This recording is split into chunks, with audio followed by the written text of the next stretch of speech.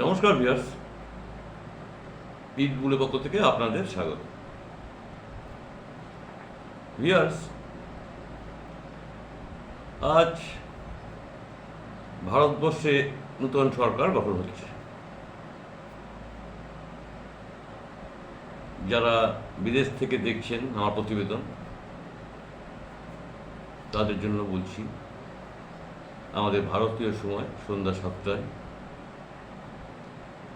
শপথ গ্রহণ অনুষ্ঠান হবে। আপনারা টিভির পর্দায় চোখ রাখবেন। যাই হোক ভিউয়ার্স, প্রধানমন্ত্রীজি শ্রী নরেন্দ্র দামোদর দাস মোদীজি আজ তৃতীয়বারের জন্য প্রধানমন্ত্রী শপথ নিচ্ছেন। তার কাঁধেই এই গুরু দায়িত্ব দেয়া হলো। উনি বিচক্ষণ ব্যক্তি, নিশ্চয়ই দেশকে সঠিক পথে পরিচালিত করবেন। তাকে আমি সশ্রদ্ধ প্রণাম জানাই। আর তার সঙ্গে ভিউয়ার্স, মন্ত্রিসভার সকল সদস্যদের আমি হার্দিক অভিনন্দন জানাই।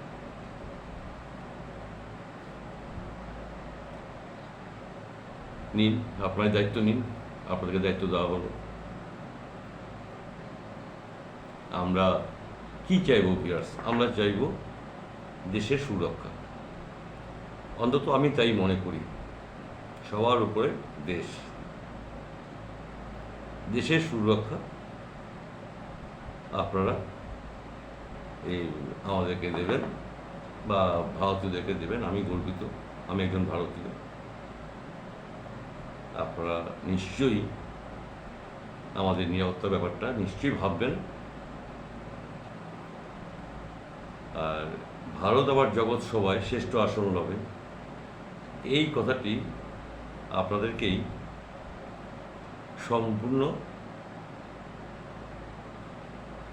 সম্পূর্ণ রূপ আপনাদেরই দিতে হবে।